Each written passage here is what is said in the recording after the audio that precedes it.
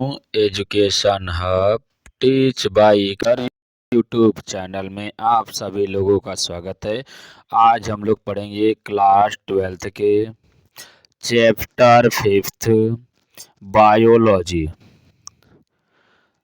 जिसमें इसके पहले वाले पार्ट में आपको डीएनए से संबंधित जितने भी कंप्लीट इन्फॉर्मेशन थी सभी को आपको बता दिया गया है। अगर आप लोग पार्ट 1 नहीं देखे हैं तो वहां से जाकर आप लोग पार्ट 1 देख सकते हैं, जिससे आपको और क्लास देखने में, पार्ट 2 देखने में आपको बेहतर बेहतर मदद मिलेगी।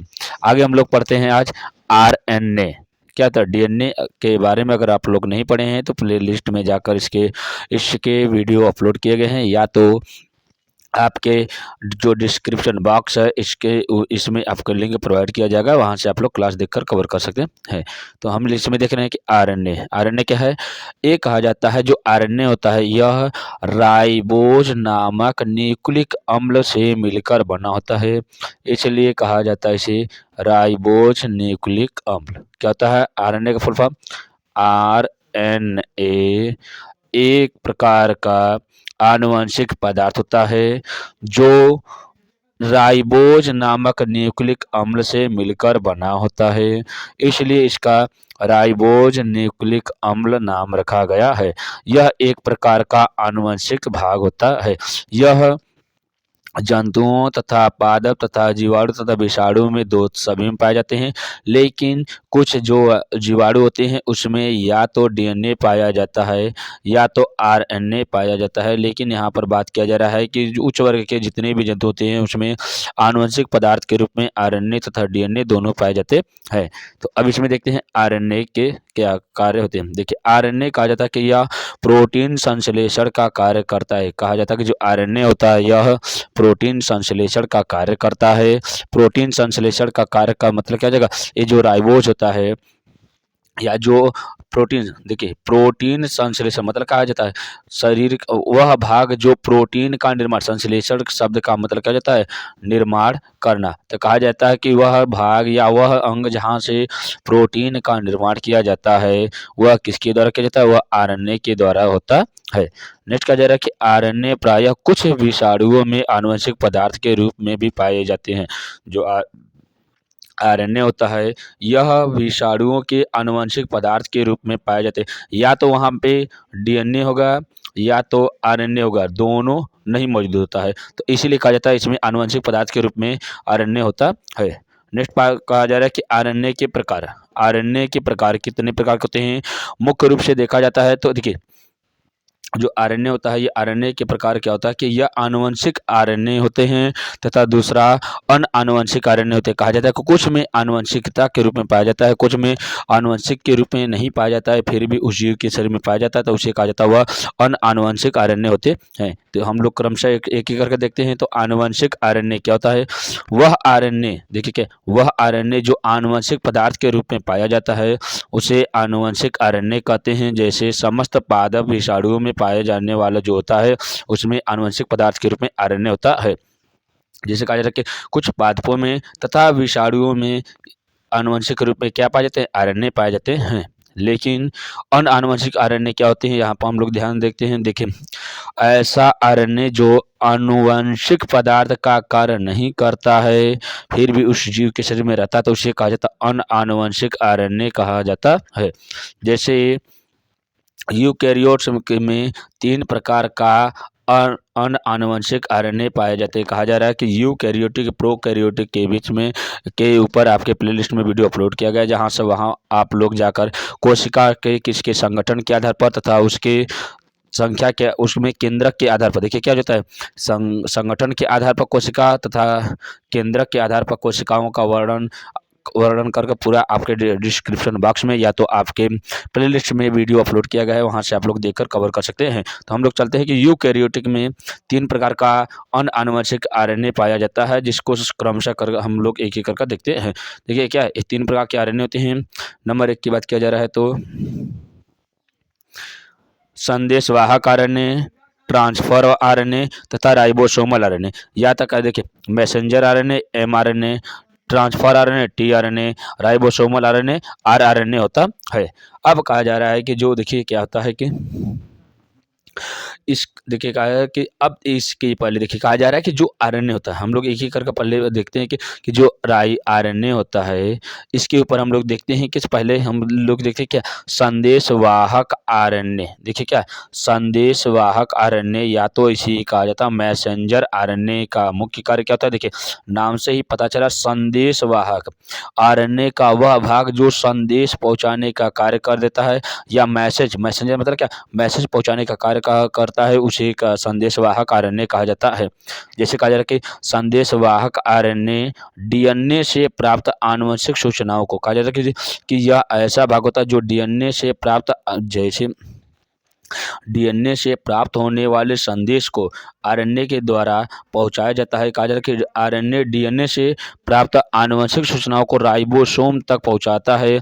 इसलिए इसलिए जैकब और मॉडर्न ने जैकब तथा मॉडर्न ने इसे मैसेंजर आरएनए नाम दिया। कहा जाता है जैकब और मॉडर्न ने इसे मैसेंजर नाम दिया था। इसका मुख्य कार्य होता है कि डीएनए से प्राप्त संदेश डीएनए से प्राप्त संदेश आरएनए के द्वारा क्या हो जाता है, उसके राइबोसोम तक पहुंचाने का कार्य मैसेंजर आरएनए का होता है। इसके नामकरण कौन किया था, जैकब और मॉडर्न नामक वैज्ञानिक ने इसे मैसेंजर नाम दिया था। कहा जा रहा है कि कोशिका द्रव में पाए जाने वाले कुल आरएनए का 3.5% भाग एमआरएनए होता है। कहा जा रहा है कि कोशिका द्रव में पाए जाने वाले कुल आरएनए का 3.5% भाग एमआरएनए का होता है। तो आगे हम लोग देखते हैं। देखिए इस प्रकार से संदेशवाहक आरएनए, देखिए क्लास अच्छे लग रहा है तो आप लोग क्लास को लाइक करिए, सब्सक्राइब करिए तथा अपने मित्रों को शेयर करते रहिए। यहाँ पर आप लोगों को एक एक क्वेश्चन, एक एक पॉइंट को क्लियर कराते चलेंगे और आपका कोई भी पॉइंट छूटा नहीं रहेगा, इसकी 100% गारंटी है। आप लोग थोड़ा सा मेहनत करिए क्योंकि समय बहुत ही कम बचा हुआ है, तो आप लोग जी तोड़ मेहनत करिए और प्रत्येक दिन के प्रत्येक वीडियो को आप लोग देखते रहिए, जिसके कारण आपको आपका रिविजन करने में बहुत ही आपको सहायता मिलेगी। अगला कहा जा रहा है कि ट्रांसफर आरएनए, या इसी को कहा जाता है टीआरएनए। देखिए ट्रांसफर आरएनए, अब देखिए कहा जा रहा है कि कोशिका में लगभग 100 प्रकार के टीआरएनए या ट्रांसफर आरएनए पाए जाते हैं। यह कुल आरएनए का लगभग 15% होता है। कहा जा रहा है कि यह जो ट्रांसफर आरएनए होता है, यह कुल आरएनए का 15% भाग का निर्माण करता है। टीआरएनए अमीनो अम्ल टीआरएनए अमीनो अम्ल को राइबोसोमल का कॉम्प्लेक्स तक लाते हैं। कहा जा रहा है कि जो टीआरएनए होता है, यह अमीनो अम्ल कहा जाता है कि प्रोटीन के छोटे भागों को अमीनो अम्ल कहा जाता है। तो कहा जाता है कि अमीनो अम्ल से किसका निर्माण होता है, प्रोटीन का। तो कहा जा रहा है कि देखिए एमआरएनए अमीनो अम्ल को ढोकर राइबोसोम या कॉम्प्लेक्स राइबोसोम के कॉम्प्लेक्स वाले भाग तक लाते हैं। नेक्स्ट कहा जा रहा है कि राइबोसोमल आरएनए, या कहा जा रहा है कि आरआरएनए या राइबोसोमल आरएनए होता है। तो राइबोसोम के अंदर पाए जाने वाले आरएनए को आरआरएनए कहा जाता है। इसे घुलनशील आरएनए भी कहा जाता है। यहाँ कुल आरएनए का लगभग 80% भाग का निर्माण करते हैं। कहा जा रहा है कि सबसे अधिक भाग किसके द्वारा किया जाता है, आरआरएनए के द्वारा होता है। यह 80% पूरे कोशिका के जो मैसेंजर सिंपल सा कि आरएनए का 80% भाग आरआरएनए कवर करता है। इसका प्रमुख कार्य राइबोसोम का निर्माण करना होता है। कहा जा रहा है कि राइबोसोम का निर्माण किसके द्वारा किया जाता है, एमआरएनए के आरआरएनए के द्वारा किया जाता है। आगे देखा जाता है कि सेंट्रल डोग्मा, देखिए सेंट्रल डोग्मा आपके एग्जाम पॉइंट ऑफ व्यू से मोस्ट इम्पॉर्टेंट है, क्योंकि इसके ऊपर आपको ध्यान देना है क्योंकि इससे संबंधित आपके एग्जाम में क्वेश्चन आते रहते थे। सेंट्रल डोग्मा क्या होते हैं, देखिए इसको हम लोग देखते हैं कि कहा जाता है कि क्रिक वाटसन तथा क्रिक ने जो मॉडल दिया था, कौन सा मॉडल दिया था, उसको मॉडल को आप लोग कमेंट बॉक्स में जरूर बताइएगा। तो आगे देखा जा रहा है कि क्रिक ने 1959 में 58-59 में प्रस्तावित किया था कि आनुवंशिक सूचनाओं का प्रवाह डीएनए से आरएनए व प्रोटीन की ओर एक दिशा में होता। कहा जाता है कि जो आनुवंशिक सूचनाएं होती है यह क्रमशः डीएनए से आरएनए तथा आरएनए से प्रोटीन की ओर एक दिशा में होता रहता है तथा इस तथ्य को क्रिक ने एक सिद्धांत के रूप में प्रस्तावित किया था जिसे अणु जीव विज्ञान या मॉलिक्यूलर बायोलॉजी में केंद्रकीय सिद्धांत कहते हैं। कहा जा रहा है कि यह सिद्धांत अणु जीव विज्ञान या मॉलिक्यूलर बायोलॉजी में केंद्रीय सिद्धांत या इसी को सेंट्रल डोग्मा कहते हैं। अब इसमें सिंपल सा हम लोग ध्यान देते हैं कि किस प्रकार से किया जाता है इसका निर्माण। देखिए क्या होता है, इसके पॉइंट को हम लोग आप लोग एकदम अच्छे से कवर करिए। देखिए इसमें कहा जा रहा है कि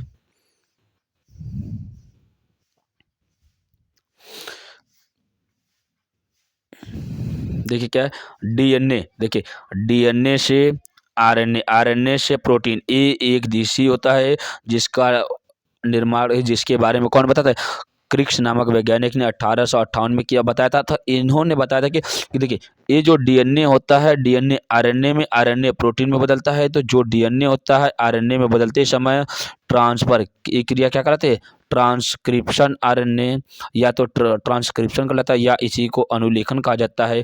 डीएनए का आरएनए में बदलना अनुलेखन या ट्रांसक्रिप्शन कहलाता है और आरएनए का प्रोटीन में बदलना ये रूपांतरण कहलाता है या ट्रांसलेशन कहलाता है। इस क्रिया को डीएनए का आरएनए में, आरएनए का प्रोटीन में बदलने की क्रिया को सेंट्रल डोग्मा कहा जाता है।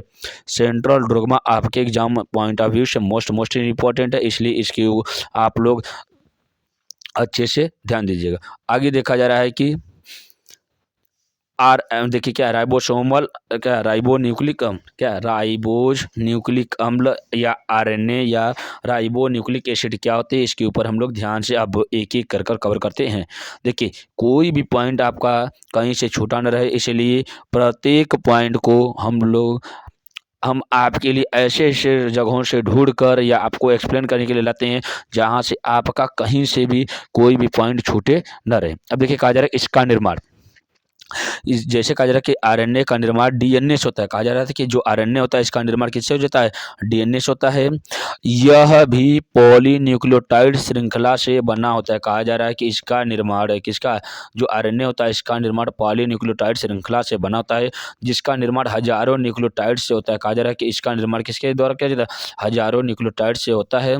आरएनए का न्यूक्लियोटाइड्स भी डीएनए जैसा ही होता है परंतु यह निम्न दो बातों पर डीएनए न्यूक्लियोटाइड से भिन्न होता है। कहा जा रहा है कि यह इसकी संरचना भी इसके जो डीएनए के न्यूक्लियोटाइड्स होते हैं सेम आरएनए जैसे होते हैं या डीएनए आरएनए जो होता है इसके न्यूक्लियोटाइड्स डीएनए जैसे होते हैं, लेकिन इसमें दो बातों पर डीएनए के न्यूक्लियोटाइड से भिन्न होता है। कौन कौन से, इसमें राइबोज होता है जबकि इसमें डीऑक्सीराइबोज इसमें क्या होता है, डीऑक्सीराइबोज नहीं होता है।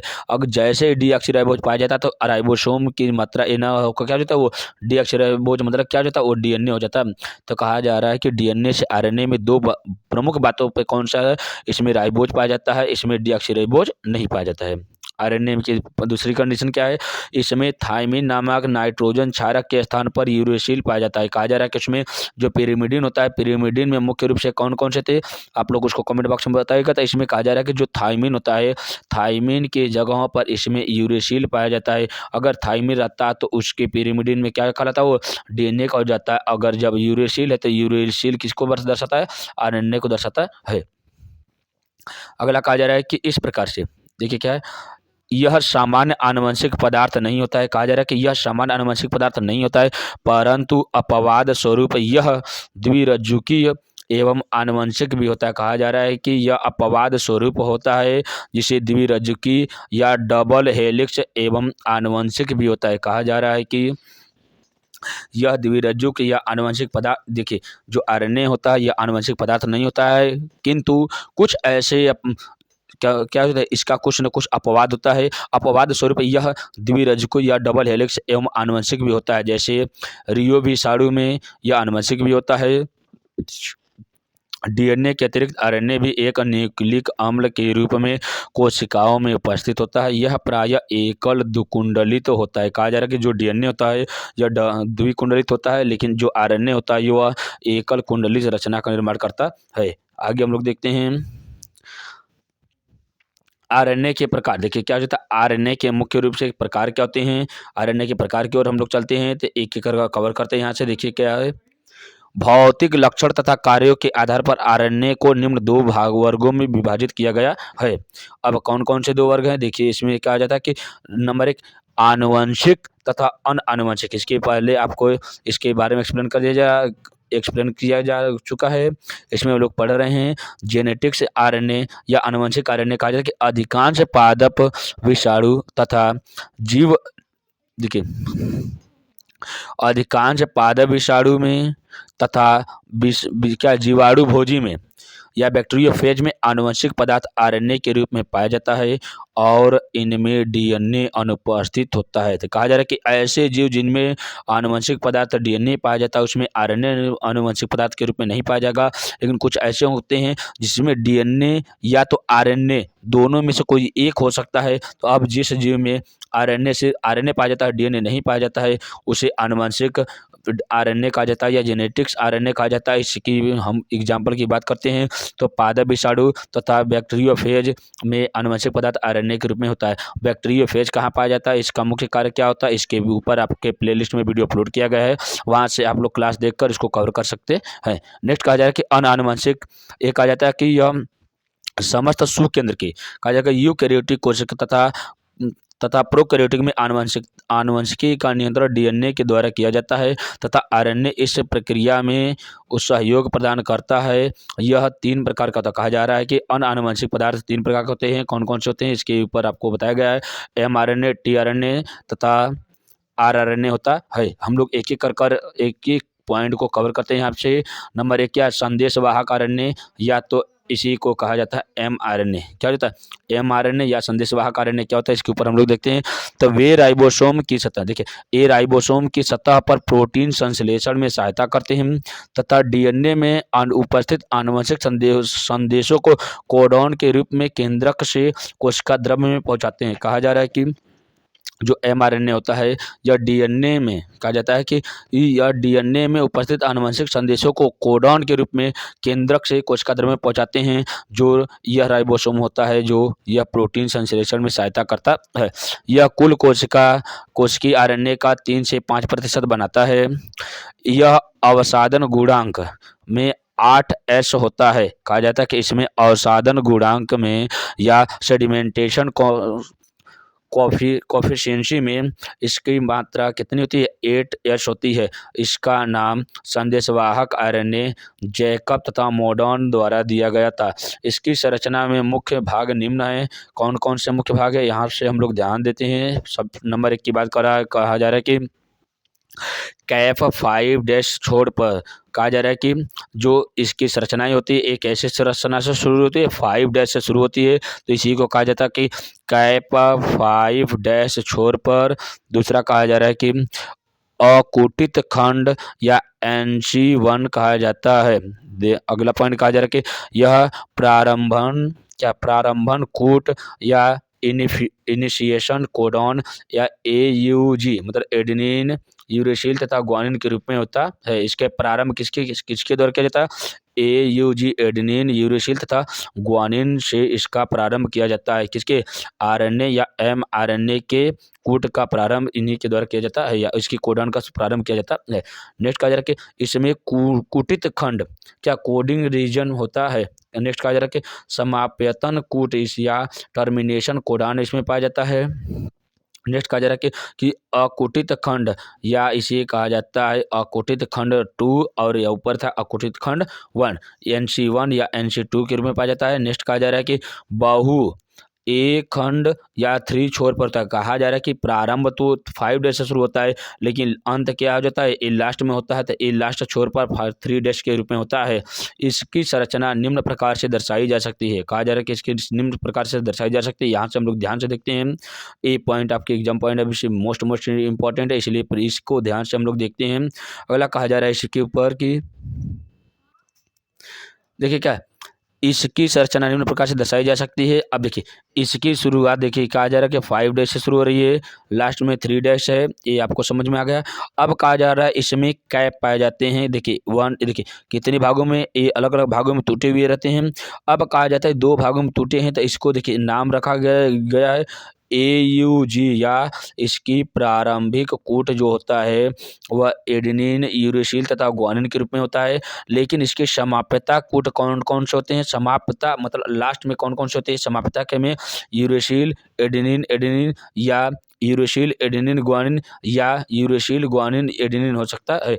कहा जा रहा है कि इसकी जो समाप्यता होती है UAA के रूप में, यूरेसिल एडेनिन एडेनिन के रूप में, या तो कहा जाता है यूरेसिल एडेनिन ग्वानिन के रूप में।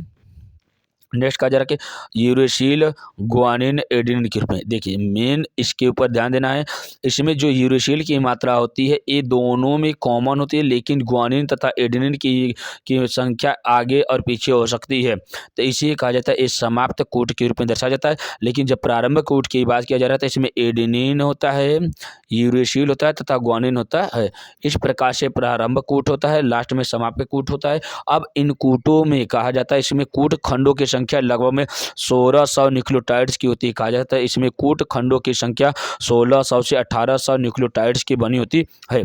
अब कहा जा रहा है इसमें NC1, या इसमें जो न्यूक्लियोटाइड्स की संख्या होती है लगभग में NC1 या प्रथम खंड में होती है लगभग में 100 से क्या 10 से 100 तक, और दूसरे खंड में 50 से 150 तक होती है, 50 से 150 तक होती है। इसमें न्यूक्लियोटाइड्स की मात्रा 50 से 150 होती है। इसमें न्यूक्लियोटाइड्स की मात्रा N1 मतलब क्या प्रथम खंड में 10 से 100 होती है, दूसरे में 50 से 150 तक होती है। द्वितीय खंड की बात किया जाता है, द्वितीय खंड A में बात किया जाता है, इसमें न्यूक्लियोटाइड्स की मात्रा जो 3 डैश के पास होती है, इसकी मात्रा लगभग 200 से 250 तक होती है। इस प्रकार से हम लोग देखते हैं कि किस प्रकार से mRNA में आपका सहायता किया जाता है या किस प्रकार से सहायक होते हैं। इसका मुख्य योगदान ही 3 से 5% तक होता है। आगे हम लोग देखते हैं संदेशवाहक। आगे देखिए क्या किस प्रकार से इसको एक कार्य करता है, यहाँ पर हम लोग अच्छे से देखते हैं। अब कहा जा रहा है कि जो संदेशवाहक होता है, देखिए क्या ये जो संदेशवाहक होता है RNA के 3 डैश छोर पर स्थित कैप प्रोटीन संश्लेषण की दर को निर्धारित करता। कहा जाता है कि इसमें जो प्रोटीन संश्लेषण होता है उस दर को निर्धारित करता है, उसकी जो कैप संरचना होती है उसको। इस कैप में मेथिल युक्त क्षारों की अधिकता होती है। कहा जा रहता है इस कैप में जो 3 डैश कैप होता है इसमें मेथिल युक्त क्षारों की अधिकता पाई जाती है। कैप के बाद 1 से लेकर 100 तक या 1 से 100 तक न्यूक्लियोटाइड से लंबा अकुटित क्षेत्र या नॉन कोडिंग रीजन पाया जाता है। यह क्षेत्र एडेनिन एवं यूरेसिल क्षारों से भरा होता है। कहा जा रहा है कि यह क्षेत्र एडेनिन तथा यूरेसिल से भरा होता है। यह क्षेत्र कभी भी प्रोटीन निर्माण नहीं करता। कहा जाता है कि यह जो क्षेत्र होता है यह कभी भी कौन वाला क्षेत्र, जो कैप वाला क्षेत्र होता है, यह कभी भी प्रोटीन का निर्माण नहीं करता। ये वाला भाग जो होता है ये कभी भी प्रोटीन का निर्माण नहीं करता है। आगे देखा जा रहा है कि ये कभी भी प्रोटीन का निर्माण नहीं करता है। अकुटित क्षेत्र का अंत, कहा जाता है कि अकुटित क्षेत्र का अंत तथा प्रारंभ कूट पर होता है। यह आरंभ कूट एडेनिन यूरेसिल तथा ग्वानिन, या ग्वानिन यूरेसिल ग्वानिन तथा या यूरेसिल ग्वानिन भी हो सकता है। कहा जा रहा है कि इसका आरंभ एडेनिन यूरेसिल तथा ग्वानिन के रूप में, या ग्वानिन यूरेसिल ग्वानिन के रूप में, या यूरेसिल ग्वानिन के रूप में, या यहाँ पर एडेनिन यूरेसिल ग्वानिन। मतलब कि इसकी प्रारंभ कूट की बात किया जा रहा है तो adenine uracil guanine, guanine uracil guanine और यूरेसिल ग्वानिन के रूप में पाया जाता है। लेकिन इसी का अंत किससे किया जा रहा था, अंत में आपको बताया गया अभी यूरेसिल एडेनिन, या तो यूरेसिल एडेनिन ग्वानिन, या तो यूरेसिल ग्वानिन एडेनिन। अब देखिए दोनों में कहा जा रहा है कि इसमें किसी भी कोड की संख्या बदली जा सकती थी। लिस्ट में देखिए लास्ट में जो आपका ग्वानिन की मात्रा दोनों में सेम है। यहाँ पर प्रारंभ में यूरेसिल की मात्रा सेम है, बाकी आपका एडेनिन एडेनिन तथा एडेनिन ग्वानिन की मात्रा घट और बढ़ सकती है। सेम बात है यहाँ पर एडेनिन तथा यूरेसिल की मात्रा घट बढ़ सकती है। यहाँ पर ग्वानिन तथा यूरेसिल की मात्रा मतलब आगे पीछे हो सकती है, लेकिन जो ग्वानिन की मात्रा वो दोनों में कॉमन होती है। तो आगे हम लोग देखते हैं प्रारंभ होती है। अब अगला कार्य है कि आरंभ कूट के साथ ही कूटित खंड या कोडिंग रीजन का प्रारंभ होता है। इस क्षेत्र का अंत समापन कूट पर होता है। कहा जा रहा है कि इस कोड का क्षेत्र का अंत समापन कूट पर किया जाता है। आगे हम लोग देखते हैं देखिए किस प्रकार से इसका और मुख्य कार्य होता है। तो कार्य के ए समापन कूट किसके किसके ऊपर है, इसको आप लोग बता दीजिएगा। यूरेसिल एडेनिन के रूप में ये दर्शाया गया, इसको आप लोग अच्छे से ध्यान से देखिएगा। अगला कार्य कि प्रत्येक मैसेंजर आरएनए के अंत में बहु ए पोक्ष या पॉली ए टेल पाया जाता है। इसके कहा जाता है कि सबसे बाहरी हिस्से में जो अंत वाला होता है उसमें पॉली ए टेल पाया जाता है, जिसमें लगभग में 200 से 250 क्षार होते हैं। अब कहा जा रहा है कि सामान्य मैसेंजर आरएनए दो प्रकार के होते हैं। कहा जा रहा है कि जो सामान्य मैसेंजर आरएनए होते हैं यह दो प्रकार के होते हैं। अब नंबर 1 की बात किया जा रहा है तो नंबर 1 है मोनोसिट्रोसिन मोनोसिट्रोनिक होता है, दूसरा पॉलीसिट्रोनिक होता है। मोनोसिट्रोनिक मतलब क्या है, उसका छोटा भाग, पॉली मतलब क्या है, उसका जटिल भाग।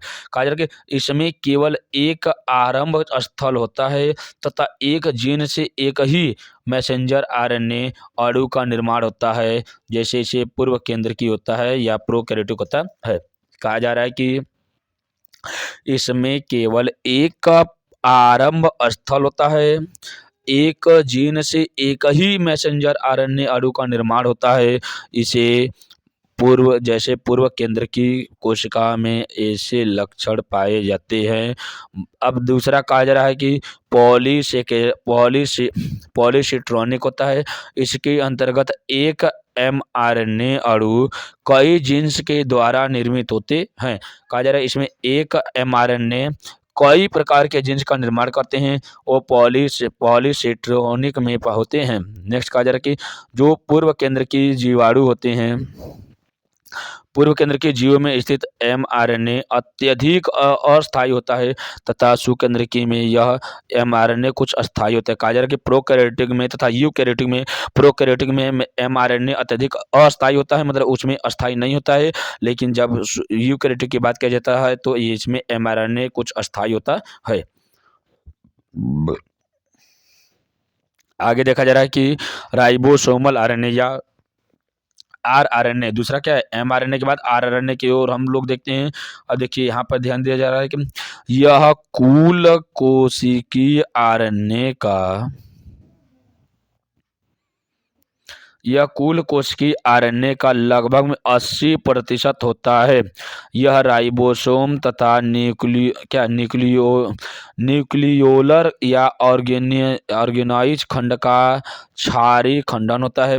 इसे आरएनए की संरचना निम्न प्रकार से प्रदर्शित किया जा सकता है। कहा जा रहा है यह आरएनए का 80% भाग बनाता है। यह राइबोसोम तथा न्यूक्लियोलर ऑर्गेनाइज खंड का आधार संगठन होता है, जिसमें इसको एक एक करके हम लोग ध्यान से देखते हैं। तो देखिए इसमें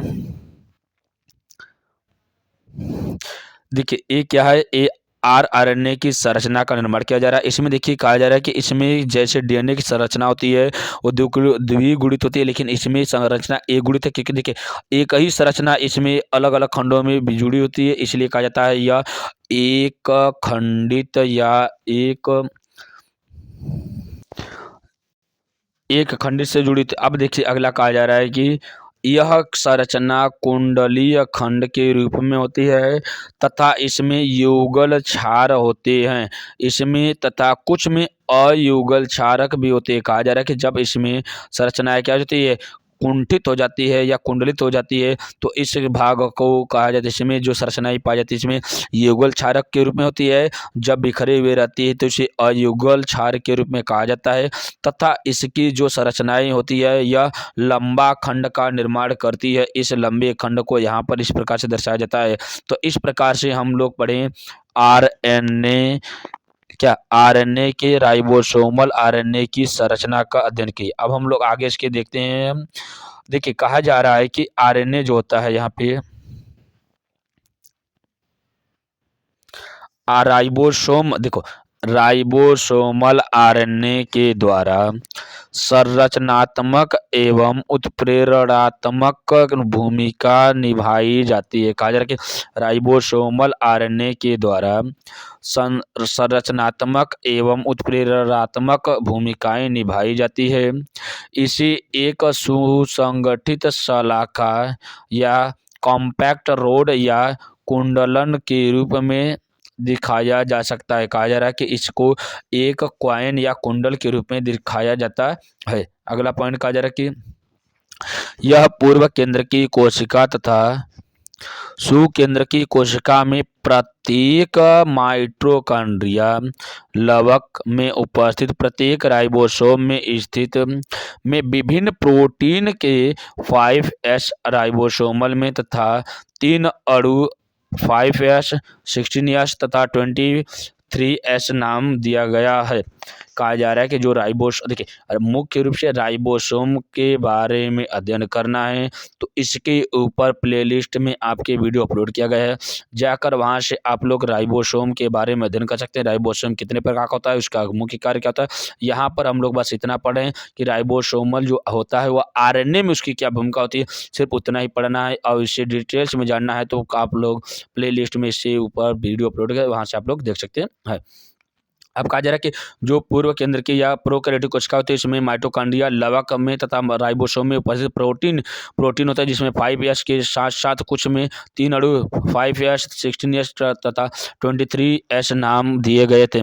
इनकी संरचना वास्तविक रूप से विभिन्न कारकों तथा आयनिक मात्रा या पीएच तापमान इत्यादि पर निर्भर करती है। अब का पीएच पैमाने के ऊपर आपको वीडियो आपके प्लेलिस्ट में अपलोड किया गया है, वहाँ से जाकर आप लोग देख सकते हैं कि पीएच पैमाना क्या है, इसका निर्माण कौन किया है, इसके खोजकर्ता कौन है, इसका मुख्य भूमिका क्या होती है, सभी के ऊपर आपके प्लेलिस्ट में वीडियो अपलोड किया गया है। अगला कहा जा रहा है कि राइबोसोमल जो होते हैं यह आरएनए 3 प्रकार के होते हैं। जो राइबोसोमल आरएनए होता है यह 3 प्रकार के होते हैं। देखिए क्या नंबर 1 की बात किया जा रहा है कि हाई मालिक्यूलर वेट, दूसरा मीडियम मालिक्यूलर वेट, तीसरा लो मालिक्यूलर वेट या उच्च अणुभार।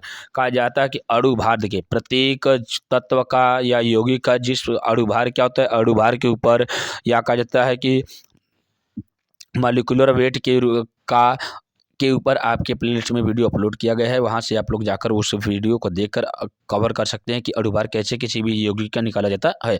तो यहाँ पर बात किया जा रहा है कि अणुभार 1 मिलियन से अधिक कहा जाता है। कहा जाता है कि जो राइबोसोमल आरएनए होता है इसका अणुभार 1 मिलियन से अधिक होता है। जैसे एग्जाम्पल में बात किया जा रहा है कि इसमें 21 कहा जा रहा है कि 21 तथा 21s या 29s आरएनए जो होता है इसका उच्च अणुभार पाया जाता है। नेक्स्ट कहा जा रहा है कि मध्यम अणुभार या मीडियम मॉलिक्यूलर वेट कहा जाता है कि इसका अणुभार 1 मिलियन से कम, जैसे 70s 80s आरएनए जो होता है इसमें मध्यम अणुभार या मीडियम मॉलिक्यूलर वेट पाया जाता है। नेक्स्ट कहा जा रहा है कि निम्न अणुभार या लो मॉलिक्यूलर वेट में इसकी अणुभार 40,000 से कम, जैसे 5s तथा 5s होता है ये आरएनए का रूप होता है। अब कहा जा रहा है कि 3 प्रकार के आरएनए होता था, आरएनए था उच्च अणुभार, मध्यम अणुभार और निम्न अणुभार। इसमें कहा जाता है 1 मिलियन से अधिक वाले भागों को उच्च अणुभार कहा जाता है, जिसमें 21s था और 21s तथा 29s जो आरएनए था। दूसरा कहा जा रहा है कि मध्यम अणुभार, इसी को कहा जाता है 1 मिलियन से कम, तो इसकी संख्या 12s तथा 18s था। नेक्स्ट कहा जा रहा है कि निम्न अणुभार इसकी संख्या 40,000 से कम थी, जिसको 5s तथा आरएनए के रूप में जाना जाता है। आगे देखा जा रहा है कि जो स्थानांतरण आरएनए, तीसरा आरएनए कौन था, स्थानांतरण आरएनए या इसी को ट्रांसफर आरएनए कहा जाता है। आगे देखा जा रहा है कि यह कुल कोशिकीय आरएनए का 10 से 20% तक होता है।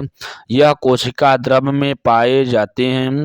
इनका मुख्य कार्य अमीनो अम्ल के अणुओं को पकड़कर राइबोसोम पर लाना तथा संदेशवाहक आरएनए अणुओं की सहायता से इन्हें जोड़कर प्रोटीन संश्लेषण में सहायता कराना होता है। नेक्स्ट कहा जा रहा है कि इसका अवसादन गुणांक 3.8 एस है। इसका संरचना में 73 से 93 न्यूक्लियोटाइड्स पाए जाते हैं। 73 से 93 न्यूक्लियोटाइड्स पाए जाते हैं। इसकी संरचना निम्न प्रकार के से दर्शाई जाती है। हम लोग यहाँ से इसके बारे में अध्ययन करते हैं। अब देखिए क्या है, ये जो संरचना होती है टी आरएनए की संरचना या ट्रांसफर आरएनए की संरचना है। इसमें देखा जा रहा है कि देखिए ये क्या है, अमीनो अम्ल होते हैं। ये 3 डैश से शुरू होती है और यहाँ पर 5 डैश पर जाके समाप्त। देखिए ये जो संरचना होती है यहाँ से देखिए शुरू होती है। एक किस प्रकार से संरचनाएं होती है, ये देखिए 3 डैश से शुरू होती है और लास्ट में 5 डैश पर जाकर अंत हो जाता है।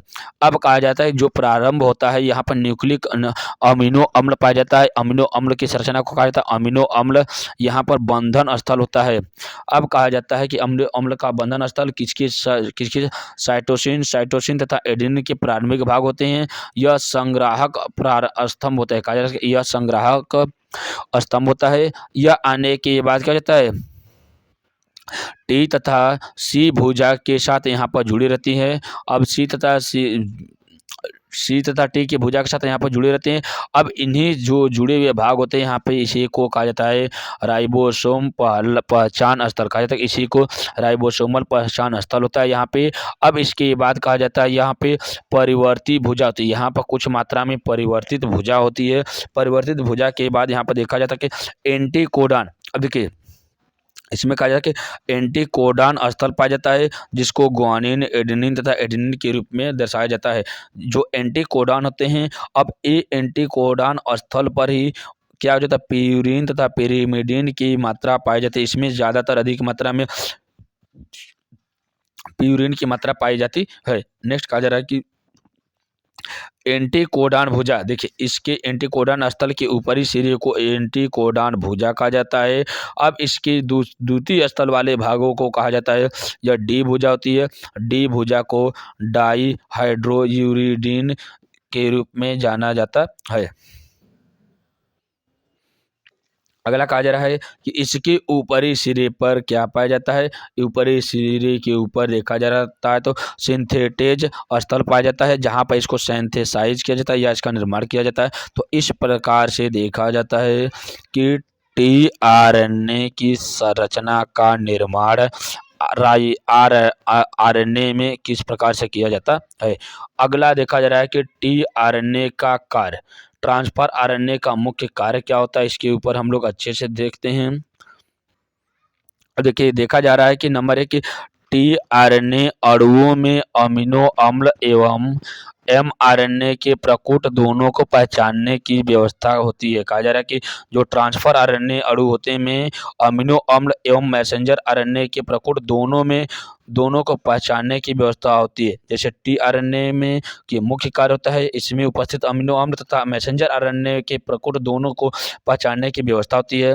यह प्रोटीन निर्माण में अमीनो अम्ल के उपयोजकों एवं समंजकों का कार्य करती। कहा जा रहा है कि यह प्रोटीन निर्माण में अमीनो अम्ल के उपयोजकों एवं समंजकों का कार्य करते हैं। नेक्स्ट कहा जा रहा है कि कोशिका द्रव्य में उपस्थित अमीनो अम्ल को स्वयं से जोड़कर इसे बहुलीकरण के लिए राइबोसोम से जुड़े एमआरएनए के अणु पर पहुंचकर पॉलीपेप्टाइड श्रृंखला में जुड़ जाते हैं। कहा जा रहा है कि इसमें कोशिका द्रव्य में उपस्थित अमीनो अम्ल को स्वयं से जोड़कर, कहा जाता है कोशिका द्रव्य में उपस्थित अमीनो अम्ल को स्वयं से जोड़कर इसे बहुलीकरण के लिए राइबोसोम से जुड़े मैसेंजर आरएनए के अणु पर पहुंचकर पॉलीपेप्टाइड श्रृंखला में जुड़ जाते हैं या वापस कोशिका द्रव्य में पहुंच जाते हैं।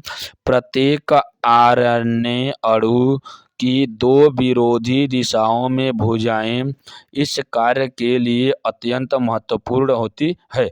नंबर 1 की बात किया जा रहा है, यहाँ पे हम लोग देखते हैं इसके मुख्य बिंदु किस प्रकार से दर्शाए जाते हैं, इसके ऊपर हम लोग ध्यान देते हैं। अब देखिए, प्रत्येक पॉइंट आपके एग्जाम पॉइंट ऑफ व्यू से मोस्ट इंपॉर्टेंट है, इसलिए सभी पॉइंट पर ध्यान दीजिएगा। इस सामान्य आरएनए की कुंडलन श्रृंखला एडेनिन या ग्वानिन से प्रारंभ होती है। कहा जा रहा है कि जो आरएनए की मुख्य भूमिका शुरू होती है वह एडेनिन से तथा ग्वानिन से प्रारंभ होती है। दूसरा कहा जा रहा है कि कोशिका द्रव्य में तैरते हुए ट्रांसफर आरएनए या को इसी को इन्फॉर्मेशनल आरएनए या इनफॉर्मोसोम्स भी कहा जाता है। जो ट्रांसफर आरएनए होता है इसी को इनफॉर्मोसोम्स भी कहा जाता है। नेक्स्ट कहा जा रहा है कि विनबर्ग के अनुसार कहा गया था कि वे सभी आरएनए अणु जिनका अवसादन गुणांक 8s से ज़्यादा हो उसे HNRNA कहा जाता है। इसी को क्या कहा जाए कि देखिए एनआरएनए का मतलब क्या होता है। अब देखिए इसी को ही बीनबर्ग क्या है हिन इसी को HNRNA कहलाते हैं। अब कहा जा रहा है कि इसमें स्प्लाइसिंग की प्रक्रिया में भाग लेने के कारण राइबोन्यूक्लियोप्रोटीन के कणों की स्प्लाइसियोसोम्स भी कहते हैं। कहा जा रहा है कि स्प्लाइसिंग की प्रक्रिया में भाग लेने के कारण इसे राइबोन्यूक्लियोप्रोटीन के कणों की स्प्लाइसियोसोम्स भी कहलाते हैं। अब कहा जा रहा है कि आरएनए के अन्य कहा जा रहा है कि इस प्रकार से आरएनए के कार्य पड़े। आगे देखा जा रहा है कि आरएनए के रूप में देखिए आनुवंशिक पदार्थ आरएनए बनाम डीएनए किस प्रकार से कार्य करते हैं। देखिए आगे कहा जा रहा है कि आनुवंशिक पदार्थ के रूप में उपयुक्त डीएनए बनाम आरएनए किस प्रकार से कार्य करता है, इसके ऊपर हम लोग देखते हैं। तो देखिए आरएनए जो होता है, आरएनए कुछ विषाणुओं एवं अन्य कोशिकाओं में आनुवंशिक पदार्थ के रूप में पाया जाता है। आनुवंशिक पदार्थ के रूप में इसकी अनुपयुक्तता के निम्न कारण हो सकते हैं। नंबर 1 कहा जा रहा है कि आरएनए के प्रत्येक न्यूक्लियोटाइड्स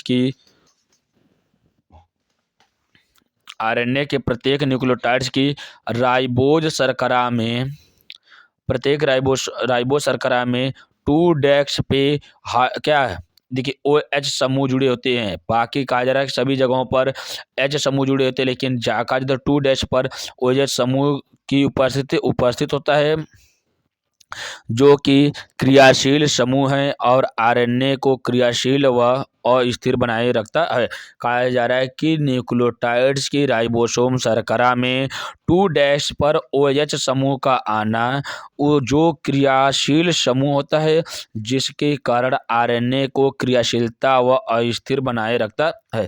दूसरा कहा जा रहा है कि आरएनए एंजाइम के रूप में कार्य करता है और इसलिए अत्यधिक क्रियाशील व अस्थायी होता है। कहा जा रहा है कि जो आरएनए होता है यह एक प्रकार के एंजाइम के रूप में कार्य करता है, इसलिए यह अत्यधिक क्रियाशील व अस्थायी होता है। नेक्स्ट कहा जा रहा है कि आरएनए में उपस्थित यूरेसिल डीएनए में के थायमिन की तुलना में कम होता है। कहा जा रहा है कि देखिए जो आरएनए में उपस्थित जो यूरेसिल होता है यह डीएनए के थायमिन की तुलना में कम होता है। देखिए डीएनए का आनुवंशिक पदार्थ थायमिन होता है लेकिन आरएनए में यूरेसिल होता है, लेकिन इसकी मात्रा की बात किया जा रहा है कि तो थायमिन की तुलना में इसमें बहुत ही कम मात्रा में क्या होता है यूरेसिल की मात्रा क्या है तो बहुत ही कम मात्रा में उपस्थित होती है। नेक्स्ट कहा जा रहा है कि नेक्स्ट पॉइंट क्या है कि देखिए अन्य देखिए अस्थिर होने के कारण आरएनए में उपस्थित तीव्रता से अधिक होती है। कहा जा रहा है कि इसमें आरएनए से उपस्थित तीव्रता से अधिक होती है। अधिक तीव्रता होने के कारण कहा जा रहा है कि इसमें कोई क्षति सुधार व्यवस्था भी नहीं होती है। इसी कारण कहा जाता है कि इसके द्वारा किसी भी प्रकार की जो क्षति होती है ये सुधार नहीं होता है। इसी कारण आरएनए विषाणुओं का जीवन काल छोटा होता है। जो आरएनए विषाणुओं का जो जीवन काल होता है यह छोटा होता है। क्योंकि इसमें में क्षतिग्रस्त भागों की सुरक्षा नहीं की जाती है। इनमें उत्परिवर्तन तीव्रता से होता है, कहा जाता है इसमें जो परिवर्तन होता है बहुत ही तेज गति से होता है। इन तीव्र गति से होने वाले परिवर्तन उच्च जीव के लिए अनुपयुक्त होता है, कहा जाता है कि इस तेजी से परिवर्तन के कारण ये सभी उच्च जीव में नहीं पाया जाता, इसलिए आनुवंशिक पदार्थ आरएनए उच्च वर्ग के प्राणियों में उसके आनुवंशिक पदार्थ नहीं होते हैं। आगे हम लोग देखते हैं कि किस प्रकार से आनुवंशिक पदार्थ डीएनए होता है। आगे हम लोग देखते हैं, देखिए कहा जा रहा है कि यह कौन, देखिए डीएनए जो होता है यह अधिकांश जीवों में आनुवंशिक पदार्थ के रूप में पाया जाता है। इनका आनुवंशिक पदार्थ के रूप में उपयुक्तता को निम्न कारण हो सकते हैं। नंबर 1 कहा जा रहा है कि जो डीएनए होता है, डीएनए रासायनिक रूप से कम सक्रिय तथा संरचनात्मक रूप से अधिक स्थित होता है। कहा जा रहा है कि जो डीएनए होता है यह रासायनिक रूप से कम सक्रिय तथा संरचनात्मक रूप से अधिक स्थिर होता है, क्योंकि इसमें न्यूक्लियोटाइड्स केवल तभी अनावरित होते हैं जब इसे अपना स्वभाव दिखाना होता है। नेक्स्ट कहा जा रहा है कि ग्रिफिथ के प्रयोग में उच्च ताप पर जीवाणुओं की मृत्यु के बाद भी इनके डीएनए नष्ट नहीं हुए। कहा जा रहा है कि जब ग्रिफिथ नामक वैज्ञानिक ने अपना जब प्रयोग किया था तो उसमें अधिक ताप देने पर उसके जीवाणुओं की मृत्यु के बाद भी इनका जो डीएनए था वो नष्ट नहीं हुआ। नेक्स्ट कहा जा रहा है कि डीएनए में उपस्थित थायमिन आरएनए की यूरेसिल की अपेक्षा अधिक मात्रा में स्थित होता है, जिसके कारण वह डीएनए का होता है इस स्थिरता प्रदर्शित करता है। नेक्स्ट कहा जा रहा है कि यूरिन व पिरिमिडिन के मध्य उपस्थित हाइड्रोजन बंध, कहा जा रहा है कि जो प्यूरिन और पिरिमिडिन होता है उसके बीच में जो हाइड्रोजन बंध होता है वह डीएनए में उनकी व्यवस्था, या कहा जा सकता है कि जो डीएनए को आनुवंशिक संरचना के संग्रहण हेतु स्थिरता प्रदान करता है। इस प्रकार से आगे देखा जा रहा है कि नेक्स्ट पॉइंट कि डीएनए जो होता है, डीएनए में उत्परिवर्तन निम्न गति से होता है। जो डीएनए होता है उसमें उत्परिवर्तन निम्न गति से होता है, जो मतलब निम्न मतलब क्या, बहुत ही मंद गति से होता है, जिसके कारण सभी उच्च वर्ग के जंतुओं में पाया जाता है, जिसमें प्रत्येक जीव अपना अनुरक्षण का कार्य कर लेता है या उसके क्षतिग्रस्त भागों की सुरक्षा कर सकता है। कहा जाता है कि इसमें विकास के लिए आवश्यक होता है, इसमें क्षति सुधार या रिपेयर की क्षमता होती है। अतः स्पष्ट कहा जा सकता है कि आनुवंशिक पदार्थ के रूप में डीएनए आरएनए की अपेक्षा अधिक उपयुक्त होता है। अब अगला पॉइंट हम देख रहे हैं, आगे क्या है इसके बारे में हम लोग देखते हैं कि देखिए डीएनए तथा आरएनए में अंतर की बात करते हैं। देखिए ये आपके एग्जाम पॉइंट अभी से मोस्ट इंपॉर्टेंट है। आगे हम लोग देखते हैं कि डीएनए और आरएनए। डीएनए में देखा जा रहा है कि यह प्रायः केंद्रक व कोशिकांगों में पाया जाता है। ये जो डीएनए होता है केंद्रक तथा कोशिकांगों में पाया जाता है। किन किन कोशिकांगों में पाया जाता है इसको आप लोग कमेंट बॉक्स में जरूर बताइएगा। जो आरएनए होता है यह केंद्रक में बहुत कम आरएनए पाया जाता है। कहा जाता है कि केंद्रक में बहुत ही कम मात्रा में आरएनए पाया जाता है। इसका अधिकांश मात्रा कोशिका द्रव्य में पाया जाता है। अगला पॉइंट है कि यह अधिकांश जीवों में आनुवंशिक पदार्थ होता है। कहा जा रहा है कि जो डीएनए होता है यह अधिकांश जीवों में आनुवंशिक पदार्थ होता है, लेकिन जो आरएनए होता है यह कुछ विषाणुओं के अतिरिक्त यह किसी जीव का आनुवंशिक पदार्थ नहीं होता है। आगे अगला पॉइंट देखा जा रहा है कि देखिए क्या है कि जो डीएनए था इसमें देखा कहा जा रहा है कि जो डीएनए पर मिलियंस न्यूक्लियोटाइड्स पाए जाते हैं। जो डीएनए होता है इसके ऊपर कई मिलियंस न्यूक्लियोटाइड्स पाए जाते हैं, जबकि आरएनए में 70 से 7000 कहा जा रहा है कि 70 से 12000 न्यूक्लियोटाइड्स पाए जाते हैं। कहा जा रहा है कि आरएनए में 70 से लेकर 12000 तक ही न्यूक्लियोटाइड्स पाए जाते हैं, जबकि डीएनए में कई मिलियन न्यूक्लियोटाइड्स पाए जाते हैं। कुछ वायरसों को छोड़कर यह प्रायः द्विरज्जुक होते हैं। जो डीएनए होता है कुछ वायरसों को छोड़कर सभी जगहों पर ये द्विरज्जुक होते हैं, जबकि आरएनए जो होता है ये विषाणुओं को छोड़कर अन्य जगहों पर को प्रायः यह एक रज्जुकी होते हैं। जो डीएनए होता है डीएनए केवल 2 प्रकार का होता है, अंतःकेंद्रकीय या इंट्रा न्यूक्लियर होता है तथा बहुकेंद्रकीय या एक्स्ट्रा क्या बही केंद्र की या बाहर या एक्स्ट्रा न्यूक्लियर होता है। यह प्रायः 3 प्रकार का होता है, mRNA, tRNA तथा rRNA होता है। जो RNA होता है वो 3 प्रकार का होता है, जबकि डीएनए 2 प्रकार का होता है। कौन-कौन से? अंतः केंद्र की तथा बही केंद्र की, मतलब क्या ऐसे भाग जो केंद्र में पाया जाता है, ऐसे भाग जो केंद्र में नहीं पाए जाते हैं। नेक्स्ट आ जाके इसमें डीऑक्सीराइबो शर्करा पाई जाती है, जबकि आरएनए में राइबो शर्करा पाई जाती है। इसमें थायमिन पाया जाता है, जबकि इसमें थायमिन के स्थान पर यूरेसिल पाया जाता है। अब अगला पॉइंट कहा जा रहा है कि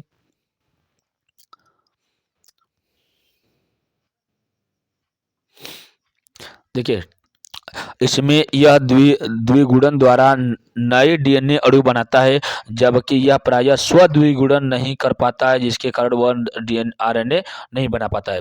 नेक्स्ट कहा जा रहा है कि जो डीएनए होता है यह द्विगुणन हेतु प्राइमर की आवश्यकता होती है। कहा जा रहा है कि ये द्विगुणन हेतु प्राइमर की आवश्यकता होती है, जबकि आरएनए जो होता है इसका निर्माण के दौरान प्राइमर की आवश्यकता नहीं होती है। नेक्स्ट कहा जा रहा है कि अणु पहले से उपस्थित अणुओं द्वारा बनते। कहा जा रहा है कि जो डीएनए होता है यह पहले से उपस्थित अणुओं द्वारा बनते, जबकि जो आरएनए होता है यह अणु निर्माण डीएनए के जीन्स पर क्या लिप्यकरण द्वारा होता है। कहा जा रहा है कि इसका निर्माण इसके अणु का निर्माण डीएनए के जीन्स के द्वारा होता है। जो डीएनए होता है, डीएनए द्वारा आनुवंशिक सूचना का आरएनए में अनुलेखन होता है। कहा जा रहा है कि इसमें जो डीएनए होता है, डीएनए के द्वारा आरएनए का निर्माण किया जाता है, जबकि आरएनए द्वारा इस अनुलेखन सूचना का अनुवादन किया जाता है। कहा जाता है कि इसमें अनुवादन के द्वारा किया जाता है, इसमें अनुलेखन के द्वारा डीएनए से आरएनए बनता है, जबकि आरएनए में अनुलेखन अनुवादन विधि होती है। नेक्स्ट कहा जा रहा है कि कोशिकाओं में इसकी मात्रा निश्चित होती है। कहा जा रहा है कि जो डीएनए होती है यह कोशिकाओं में इसकी मात्रा निश्चित होती है, जबकि कोशिकाओं में इनकी मात्रा भिन्न-भिन्न होती है, आरएनए की मात्रा भिन्न-भिन्न होती है। इसमें कहा जा रहा है कि प्यूरिन व पिरिमिडिन समान संख्या में पाए जाते हैं, जबकि इसमें प्यूरिन व पिरिमिडिन की संख्या में कोई अनुपात नहीं निश्चित होता है। इस प्रकार से डीएनए तथा आरएनए के बारे में हम लोग अध्ययन किए। अब हम लोग आगे चलते हैं कि आनुवंशिक कोड किस प्रकार से होते हैं, या तो कहा जाता है कि जेनेटिक कोड क्या होते हैं। देखिए जेनेटिक कोड क्या होते हैं, इसके ऊपर हम लोग ध्यान से देखते हैं। तो कहा जा रहा है कि आनुवंशिक कोड के बारे में जानकारी देने का श्रेय सबसे पहले नीरेनबर्ग के द्वारा 1961 और इनके सहयोगी को जाता है। कहा जा रहा है कि आनुवंशिक कोड या इसके कोड के बारे में, जैसे जिस प्रकार से धीरे धीरे क्रमशः आनुवंशिकता के बारे में अध्ययन करते गए साइंटिस्टों ने, उसी प्रकार से इसमें अनेक प्रकार के क्या तकनीक का विकास होता गया, जिसके द्वारा नीरेनबर्ग और उनके कुछ सहयोगी ने सबसे पहले आनुवंशिक कोड के बारे में जानकारी दी 1961 में। अगला कहा जा रहा है कि जीन के लिप्यंतरण द्वारा बने mRNA अणु में उपस्थित त्रिगुणित संकेत को कोडॉन या आनुवंशिक कोड कहते। कहा जा रहा है कि जीन के लिप्यकरण द्वारा बने मैसेंजर अणु में उपस्थित त्रिगुणित संकेत को कोडॉन या आनुवंशिक कोड के नाम दिया गया था। अब कहा जा रहा है कि जो जीव में न्यूक्लियोटाइड्स के 3 समूह में कौन कौन से, देखिए जो न्यूक्लियोटाइड्स होते हैं 3 समूह में होते हैं, एडेनिन एडेनिन के रूप में, एडेनिन थाइमिन के रूप में, और ग्वानिन साइटोसिन एडेनिन के रूप में, थाइमिन एडेनिन तथा थाइमिन के द्वारा होता है, जो विभिन्न प्रकार के अमीनो अम्ल का संचालन करती है। कहा जा रहा है कि ये विभिन्न प्रकार के अमीनो अम्ल का संचालन करती है। नेक्स्ट कहा जा रहा है कि सभी जीवों में प्रोटीन की पॉलीपेप्टाइड श्रृंखला में अमीनो अम्ल के अनुक्रम अनुवांशिक कोड के अनुसार होते। कहा जा रहा है कि सभी जीवों में प्रोटीन की पॉलीपेप्टाइड श्रृंखला में अमीनो अम्ल के अनुक्रम अनुवांशिक कोड के अनुसार होती है। कहा जा रहा है कि इसमें जो अनुक्रम होता है वह अनुवांशिक कोड के रूप में होता है। आगे देखा जा रहा है कि आनुवंशिक कोड की निम्न विशेषताएं किस प्रकार से होती है। आनुवंशिक कोड की निम्न विशेषताएं देखिए, कहा जा रहा है कि यह त्रिक न्यूक्लियोटाइड्स का बना होता है, मतलब 3 न्यूक्लियोटाइड्स का बना होता है। यह अतिव्यापी नहीं होता, यह कहीं भी अतिव्याप्त नहीं होता है। इसमें प्रारंभ व समापन कोड होते हैं। यह क्रमबद्ध होता है। यह त्रिगुणित संकेत काम विहीन होता है। कहा जा रहा है कि यह त्रिगुणित जो संकेत होता है यह काम विहीन होता है, मतलब इसका कोई काम उतना हो नहीं पाता है। नेक्स्ट कहा जा रहा है कि जीन अभिव्यक्ति के नियमन। कहा जा रहा है कि जीन अभिव्यक्ति के नियमन किस प्रकार से था। कहा जा रहा है कि कुछ विशिष्ट प्रकार की डीएनए बंधनीय प्रोटीन की सहायता से सक्रिय जीन को निष्क्रिय जीन से तथा निष्क्रिय जीन को सक्रिय जीन में या जीन के लिप्यंतरण की दर को बढ़ाया या घटाना ही जीन अभिव्यक्ति का नियमन कहलाता है। सिंपल से देखिए, जो जीन अभिव्यक्ति होता है इसमें या इस विशिष्ट प्रकार की डीएनए बंधी प्रोटीन की सहायता से कहा जा रहा है कि इसमें डीएनए बंधनी प्रोटीन की सहायता से सक्रिय जीन को निष्क्रिय जीन से तथा निष्क्रिय जीन को सक्रिय जीन से लिप्यंतरण की दर को बढ़ाया या घटाना ही जीन अभिव्यक्ति कहलाता है।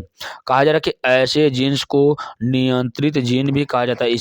कहा जाता है इस जीन्स को नियंत्रित जीन कहा जाता है कि क्यों? क्योंकि इस जीन को आसानी से नियंत्रित किया जा सकता है। अगला कहा जा रहा है कि अनुलेखन या ट्रांसक्रिप्शन क्या होता है, इसके ऊपर हम लोग देखते हैं। देखिए क्या जा रहा है कि अनुलेखन क्या होता है। तो कहा जा रहा है कि जो डीएनए होता है, डीएनए अणुओं के विशेष खंडों पर डीएनए अणुओं का विशेष खंडों पर उनके अनुपूरक प्रतिलिपियों के रूप में एमआरएनए अणुओं का संश्लेषण होता है। कहा जा रहा है कि एमआरएनए का निर्माण करना होता है। यह क्रिया कोशिका के केंद्रक में होती है। कहा जा रहा है कि अनुलेखन या ट्रांसक्रिप्शन की जो क्रिया होती है यह डीएनए से आरएनए में होता है। इसमें मैसेंजर आरएनए होता है। इसमें इसके अणुओं का निर्माण मतलब क्या है, यहाँ पर एमआरएनए अणुओं का संश्लेषण निर्माण किया जाता है।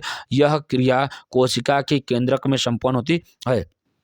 प्रत्येक जीन या सिस्टोल के शुरू में प्रोमोटर स्थल तथा अंत में समापन स्थल होता है। कहा जा रहा है कि अंतः एमआरएनए का संश्लेषण प्रोमोटर स्थल को समीप स्थल सूत्रपात स्थल से शुरू होता है और समापन स्थल पर समाप्त हो जाता है। कहा जा रहा है कि जो एमआरएनए का निर्माण होता है उसमें जो प्रोमोटर स्थल के समीप स्थित सूत्रपात होते हैं उसमें स्थल से शुरू होता है तथा समाप्यता स्थल पर ये क्या जाता है, धीरे धीरे जाकर ये समाप्त हो जाता है। अगला कहा जा रहा है कि जो डीएनए होता है, डीएनए में ग्वानिन एडेनिन क्या होता है,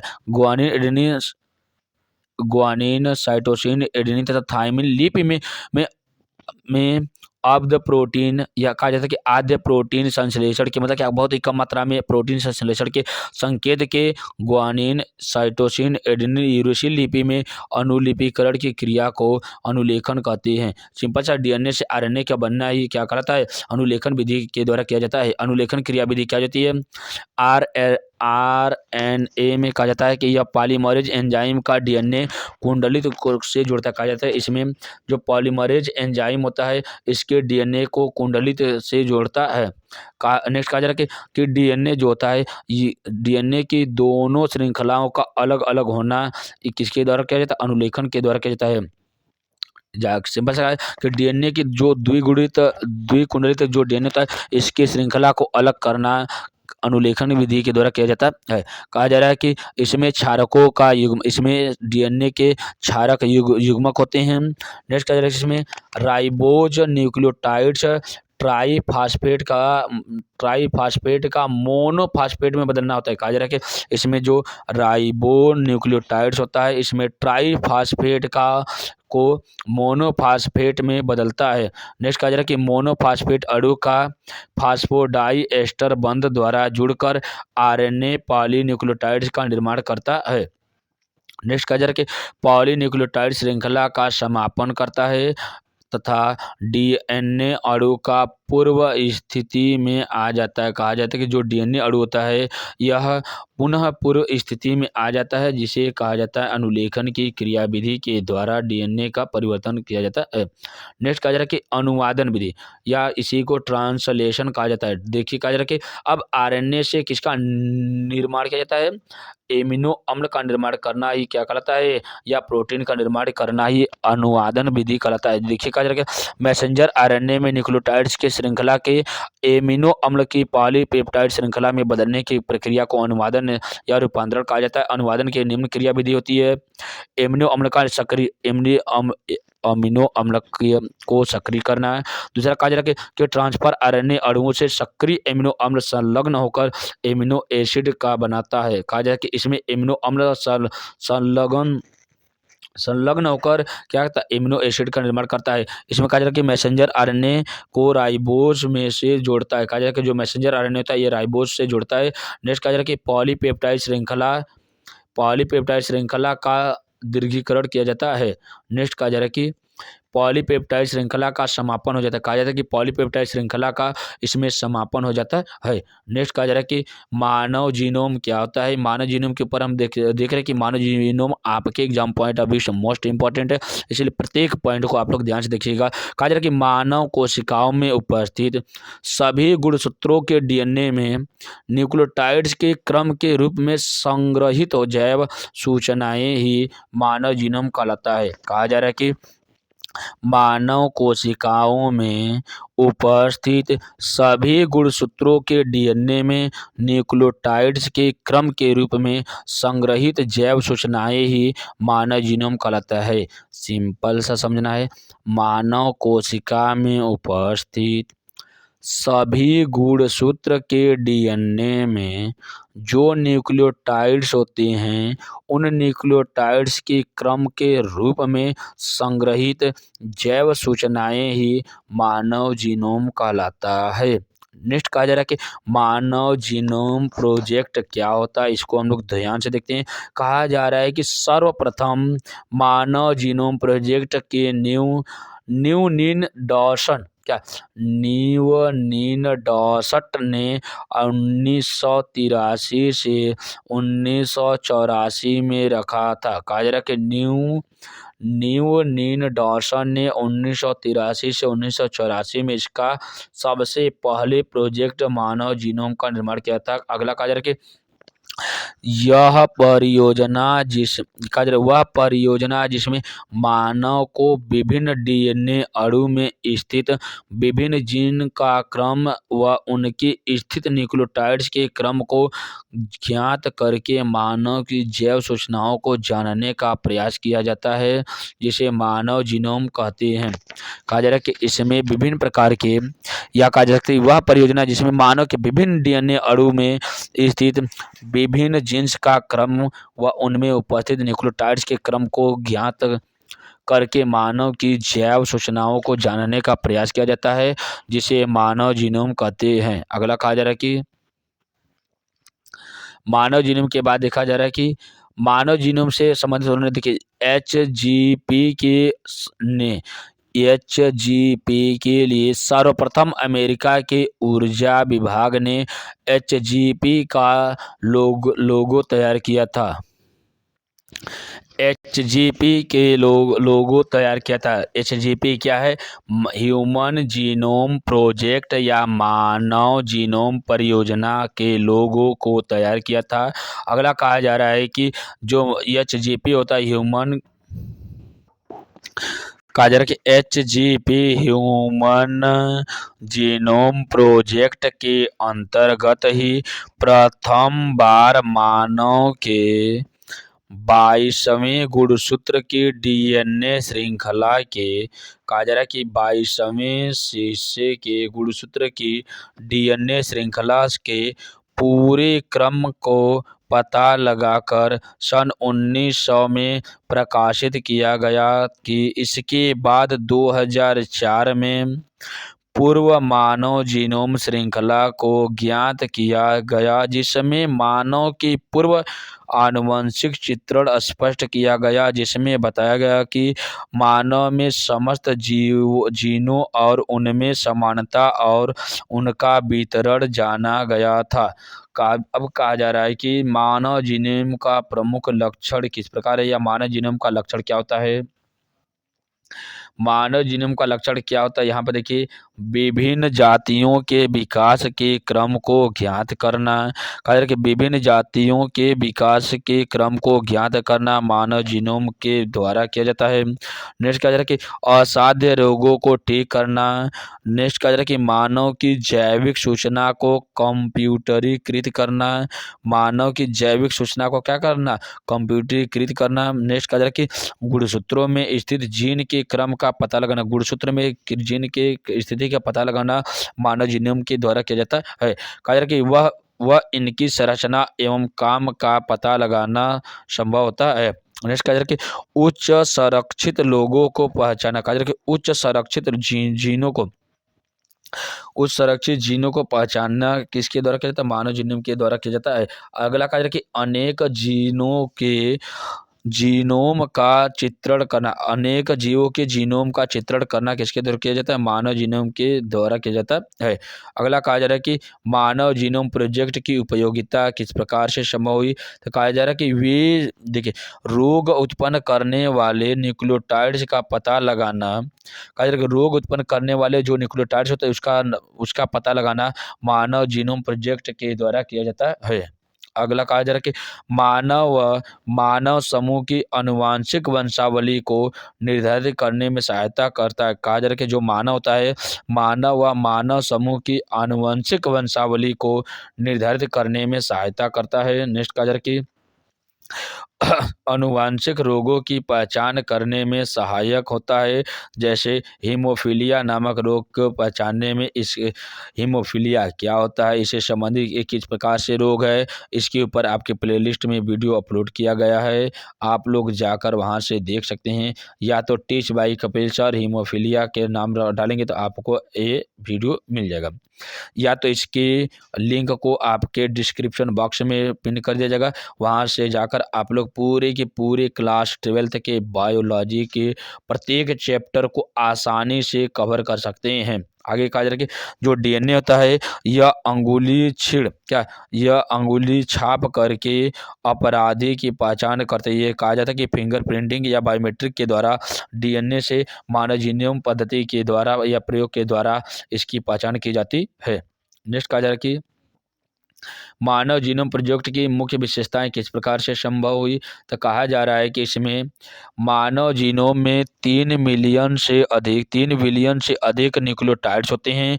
एक मानव जीन में लगभग 3000 न्यूक्लियोटाइड्स होते हैं। सबसे बड़ी जीन क्रिस्टोफिन में लगभग 2.4 मिलियन क्षारकों का अनुक्रम मिलता है।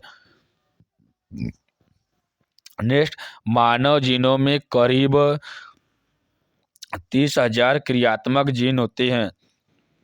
जो मानव जीनोम होता है इसमें तकरीबन 30,000 क्रियात्मक जीन होते हैं। जीनोम का लगभग 2% भाग प्रोटीन कोडिंग के लिए उपयोग होता है। कहा जा रहा है कि जो मानव जीनोम होता है इसमें लगभग 2% भाग प्रोटीन कोडिंग के रूप में उपयोगी होता है। नेक्स्ट कहा जा रहा है कि मानव जीनोम तैयार करने हेतु WBC अर्थात मस्तिष्क ऊतकों से डीएनए लिया जाता है। कहा जा रहा है कि जो मानव जीनोम होता है उसमें WBC के साथ साथ मस्तिष्क ऊतकों से डीएनए का निर्माण किया जाता है। क्यों? क्योंकि मस्तिष्क में आपकी, अगला कहा जा रहा है कि डीएनए डीएनए फिंगरप्रिंटिंग क्या होती है या अंगुली छापन क्या होता है? देखिए, डीएनए फिंगरप्रिंटिंग क्या होती है कि डीएनए का एंड्रोन्यूक्लिएज एंजाइम की सहायता से विदलन करके डीएनए खंडों की मैचिंग द्वारा, कहा जा रहा है कि डीएनए खंडों की मैचिंग द्वारा किसी व्यक्ति की पहचान करना ही डीएनए फिंगरप्रिंटिंग कहलाता है। कहा जा रहा है कि डीएनए का एंड्रोन्यूक्लिएज एंजाइम की सहायता से डीएनए खंडों की मैचिंग करना, ये डीएनए खंडों की पहचान करना, पहचान द्वारा किसी व्यक्ति की पहचान करना ही डीएनए फिंगरप्रिंटिंग कहलाता है। अगला कहा जा रहा है कि इस तकनीक की खोज एलेक्स जेफरी ने कहा जा रहा है कि एलेक्स जेफरी ने सन 1986 में की थी। अब यह कानूनी रूप से वैध है। कहा जा रहा है कि यह पद्धति, अब तकनीकी जो थी एक कानूनी रूप से वैध है। कहा जा रहा है कि प्रत्येक जीव की डीएनए संरचना तथा आनुवांशिक विशिष्ट और अन्य जीव से अलग होती है। कहा जा रहा है कि जो प्रत्येक जीव की डीएनए संरचना तथा आनुवंशिक विशिष्टता होती है वह अन्य जीवों से सदैव अलग होती है। अगला कहा जा रहा है कि डीएनए फिंगरप्रिंटिंग की विधि क्या होती है? डीएनए फिंगरप्रिंटिंग की विधि के ऊपर हम लोग देखते हैं तो कहा जा रहा है कि डीएनए को पृथक करना जिसमें शुक्राणु रक्त कंकाल के द्वारा किया जाता है। कहा जा रहा है कि डीएनए को पृथक किया जा सकता है किसके द्वारा? शुक्राणु के रक्त के डीएनए को तथा कंकाल के डीएनए को फिंगरप्रिंटिंग के द्वारा अलग किया जाता है। नेक्स्ट कहा जा रहा है कि जो डीएनए को काटना का एंटी न्यूक्लियोटाइड, देखिए, एंड्रो न्यूक्लिक एंजाइम द्वारा इसके डीएनए को काटा जाता है। नेक्स्ट कहा जा रहा है कि जल विद्युत कण संचालन करना डीएनए फिंगरप्रिंटिंग का मुख्य कार्य होता है। कहा जा रहा है कि प्रोब का वीएनटीआर के साथ जोड़ना होता है। नेक्स्ट कहा जा रहा है कि फिंगरप्रिंटिंग का मुख्य भूमिकाएं या प्रिंटिंग की विधि होती है। अगला कहा जा रहा है कि डीएनए फिंगरप्रिंटिंग का महत्व क्या होता है, इसके ऊपर हम लोग देखते हैं कि पैतृत्व निर्धारण करना है या व्यक्ति को निर्दोष साबित करना, हत्या बलात्कार जैसे घटनाओं में दोषी की पहचान करना, बाढ़ भूकंप में मारे गए लोगों की पहचान करने में डीएनए फिंगरप्रिंटिंग की पहचान की जाती है। अगला कहा जा रहा है कि इस प्रकार से आज हम लोग पूरे के पूरे आनुवंशिकता के आणविक संरचना के पूरा का पूरा चैप्टर कंप्लीट किए। इस ऐसे ही वीडियो देखने के लिए चैनल को लाइक करिए, सब्सक्राइब करिए तथा अपने मित्रों को शेयर करिए। फिर मिलते हैं कल नए चैप्टर, नए वीडियो, नए जोश, नए जुनून के साथ। Tata, bye bye, take care.